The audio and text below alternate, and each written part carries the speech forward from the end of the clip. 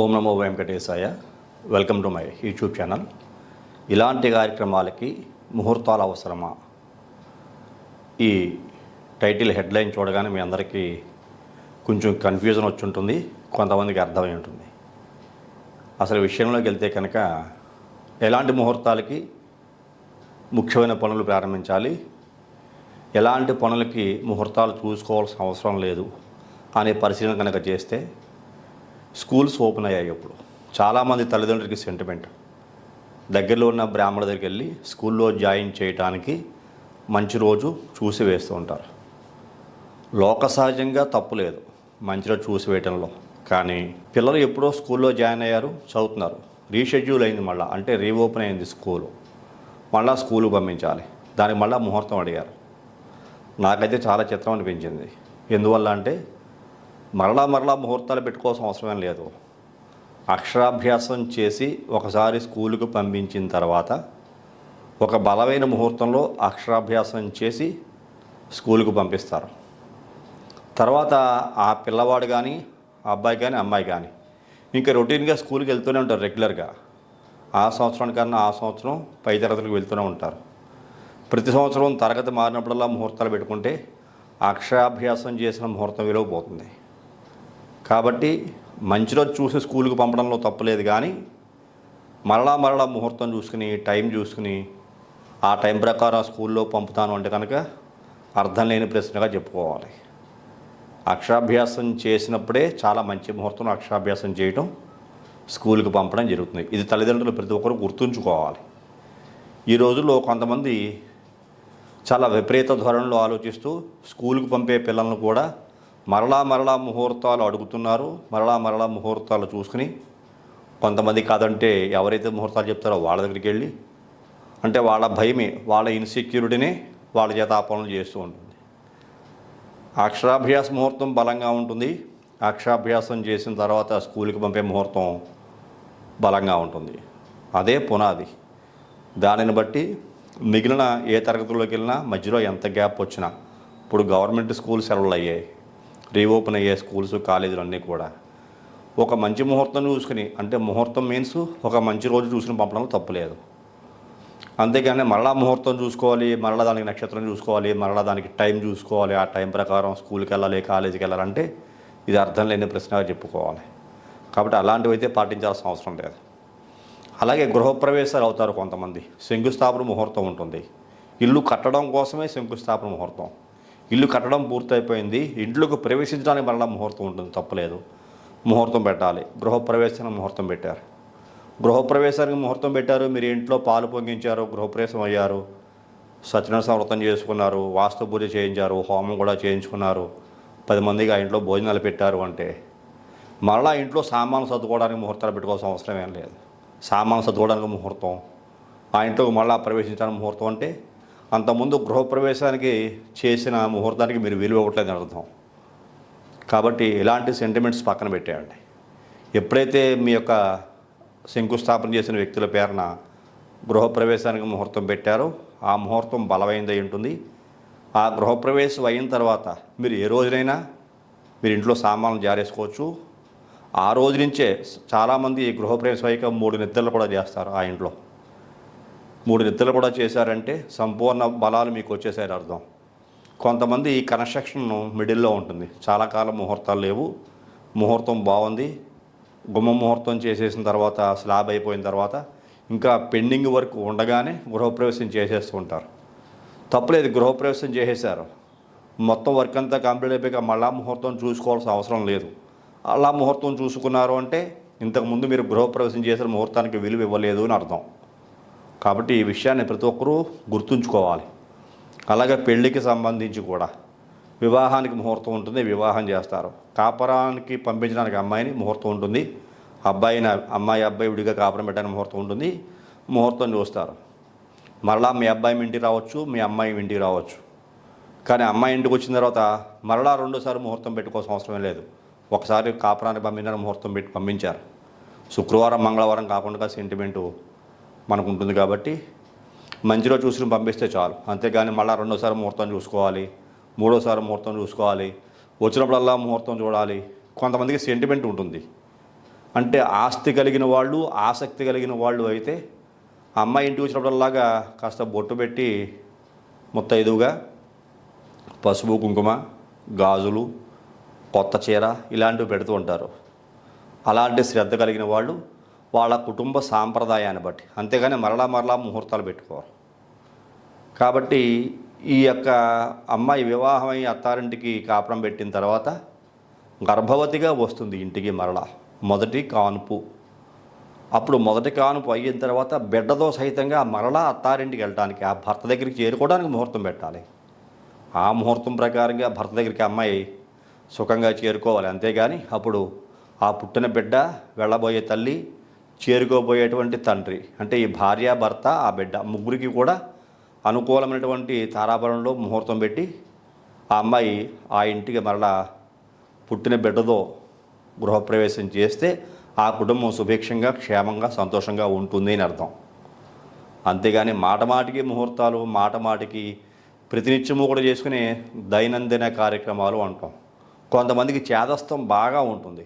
ప్రతిరోజు చేసుకునే పనులకి, ముఖ్యమైన పనుల మీద బయటకు పెడుతున్నారు, తప్పులేదు వర్జ్యం దుర్ముహూర్తం చూసుకోవడంలో. తమిళనాడు ప్రాంతం ఉందనుకోండి, అమావాస్య చాలా పర్వదినం, మనం అమావాస్యని ఛేదిస్తాం, వదిలేస్తాం. మరి అక్కడ ప్రజలే, ఇక్కడ ప్రజలే. అంటే కొన్ని ఈ లౌకికమైన సాంప్రదాయాలు అంటూ ఉంటాం. ఆ ప్రాంతంలో ఉండే సాంప్రదాయాలు కొంతమంది పాటిస్తూ ఉంటారు. అది వాళ్ళ సెంటిమెంట్కి సంబంధించింది.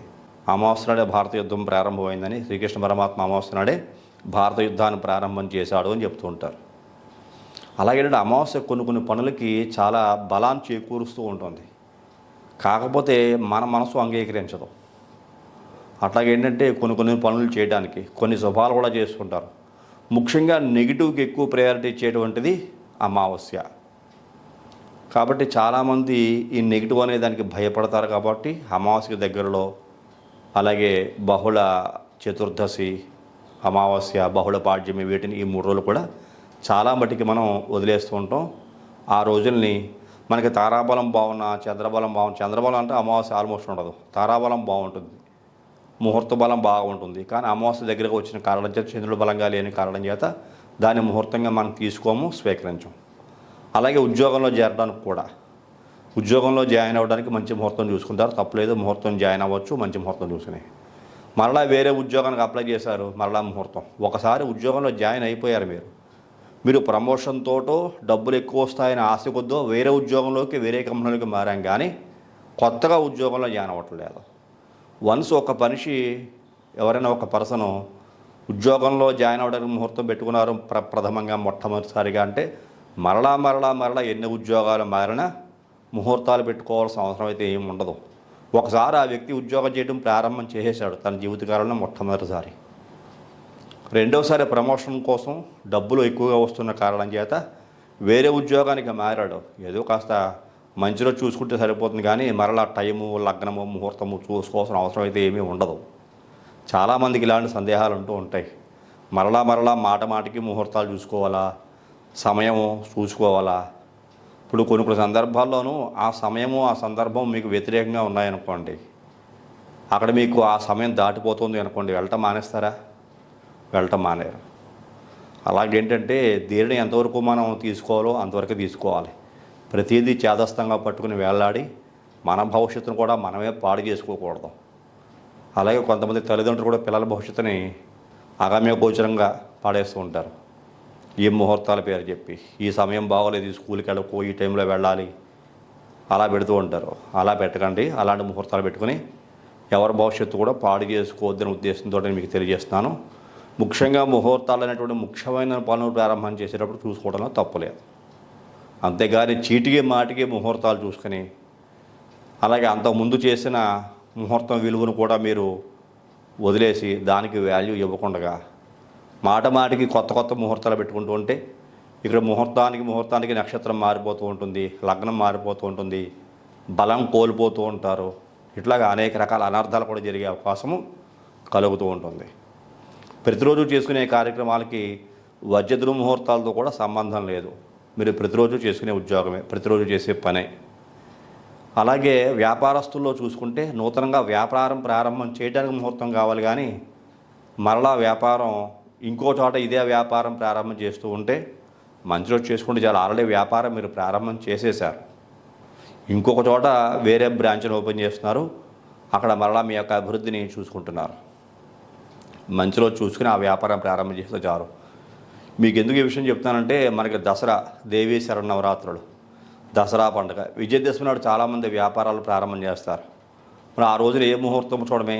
ఆశ్వీజ శుద్ధ దశమి, విజయదశమి. అమ్మవారు దుష్టశక్తి మీద విజయాన్ని సాధించినటువంటి రోజు కాబట్టి విజయదశమి ఆనందంతో సంతోషంతో ఆ యొక్క ఉత్సవాన్ని నిర్వహించుకుంటూ ఉంటాం. శక్తి పూజ, ఆయుధ పూజ కూడా చేస్తూ ఉంటారు. కొంతమంది వాహన పూజ చేస్తూ ఉంటారు. చూడ ఆ రోజున తారాబలం బాగోలేదని, నక్షత్రం బాగోలేదని మనం మానేమే పర్వదినం అంటే సమస్తమైన ప్రజలకి కూడా మానవాళికి మంచిని చేకూర్చేటువంటిది. అక్కడ దుష్టశక్తులను నిర్మూలించి సమస్తమైనటువంటి మానవాళికి కూడా స్వస్థత చేకూర్చినటువంటి ఆ యొక్క దుర్గాదేవి ఆది పరాశక్తిగా మనం చెప్పుకుంటుంటాం కాబట్టి ఆ రోజున అందరూ కూడా పాటిస్తుంటాం. అలాగే కొన్ని ముహూర్తాలు చాలామందికి తెలియవు. క్షేత్రాలకు వెళ్తూ ఉంటారు. క్షేత్రం అంటే పెద్ద తిరుపతి అని, శ్రీశైలం అని, ఇంకా అనేక క్షేత్రాలకు వెళ్తూ ఉంటారు. క్షేత్రం మీదకి కనుక వెళ్ళి అసలు వివాహం చేసుకున్న ఎటువంటి మీరు పని చేసినా రోజు తల మొక్కు ఇవ్వాలి, జుట్టు ఇవ్వాలి, పిల్లలకి మొక్కు ఇవ్వాలి. క్షేత్రానికి కనుక వెళితే మొక్కుకి ముహూర్తానికి సంబంధమే లేదు, వారంతో కూడా సంబంధం లేదు, తిది వార వర్జ దుర్ముహూర్తాలతో సంబంధం లేదు. పెద్ద తిరుపతి అంటే 365 రోజులు పుణ్యతీర్థాలే, పర్వదినాలే. అక్కడ ప్రతిరోజు పండుగ దినమే. అక్కడ చెడ్డ రోజు అనేది ఉండదు. అమావాస్య కూడా అక్కడ పండగ దినమే. అమావాస్య నాడు కూడా పెద్ద తిరుపతి కొండ మీద తలనీలాలు ఇవ్వచ్చు. ఏ వారమైనా తలనీలాలు ఇవ్వచ్చు, ఏ రోజైనా ఇవ్వచ్చు. స్వామి యొక్క మహాత్మ్యము అక్కడ ఈ తిదివార వర్జితుల ముహూర్తాల మీద అక్కడ ఏం పనిచేయవు ఈ పవర్స్. స్వామి మహాత్మ్యమే ఆ కొండంతా వ్యాపించి ఉంటుంది, ఆ ప్రదేశం అంతా ఉంటుంది. కాబట్టి క్షేత్రాలకు వెళ్ళినప్పుడు శ్రీశైలం వెళ్ళినా అంతే, తలనీలాలు ఇవ్వడానికి మంచి రోజు చూసుకుని క్షేత్రానికి వెళ్ళి తలనీలాలు ఇవ్వాల్సిన అవసరం ఏమి ఉండదు. ఇట్లాగా క్షేత్ర మహాత్యాలు కొన్ని ఉంటూ ఉంటాయి. ప్రాకృత ఆలయాలు అంటూ ఉంటాం. మనిషి మనంతరమనంగా కోరికతోటి దేవాలయాన్ని నిర్మించుకొని అక్కడ కొంతమంది మొక్కులు తీరుస్తుంటారు. అలాంటి చోట మీరు ముహూర్తాలు చూసుకోవడం తప్పులేదు, కానీ క్షేత్రానికి వెళ్ళి మొక్కులు తీర్చుకుంటే కనుక ముహూర్తాలతో అవసరమే లేదు. ఆ క్షేత్రం మీద అడుగు పెడితే చాలు మీకు పర్వదినమే, అక్కడంతా మంచిగా జరుగుతుంది అనేటువంటి అర్థం మనకి మన యొక్క సాంప్రదాయాల్లో సంస్కృతిలో భాగంగా ఉన్నాయి.